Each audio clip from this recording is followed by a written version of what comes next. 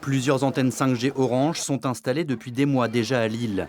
Si la ville attendait un rapport de l'ANSES, agence de sécurité sanitaire, pour donner son aval à leur mise en service, elles auraient pu être activées bien avant. Alors, pourquoi a-t-on autant attendu ? On avait le temps de prendre le temps. Le temps pourquoi ?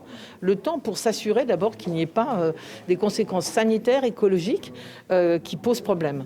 Le temps aussi d'attendre le rapport de l'ANSES, et le gouvernement aurait dû, avant d'accorder l'allumage de la 5G, aurait dû effectivement attendre ce rapport. Et d'ailleurs, l'ANSES conclut exactement comme nous, il faut continuer les études pour vérifier effectivement si demain, il n'y aura pas des difficultés, ce qui ne le semble pas le cas pour le coup.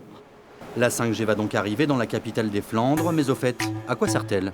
C'est d'abord plus de débit. Là où vous mettiez 6 minutes pour télécharger un film, vous mettrez 1 minute. Ça peut être aussi pour les jeux en ligne, ça peut être quand vous êtes au stade, que vous regardez un autre match, en streaming par exemple, vous ne serez plus bloqué comme c'est le cas aujourd'hui.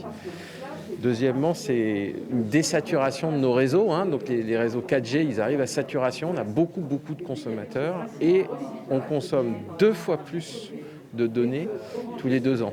Donc il faut apporter une autoroute supplémentaire. La ville de Lille et les principaux opérateurs ont signé un accord notamment de concertation pour l'implantation des antennes et pour la limitation des champs électromagnétiques. Les risques pour la santé en sont-ils limités ?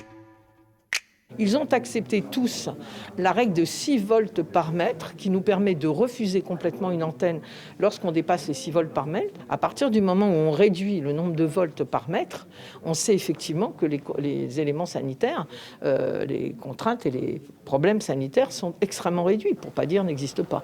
La 5G sera activée à Lille le 15 juillet.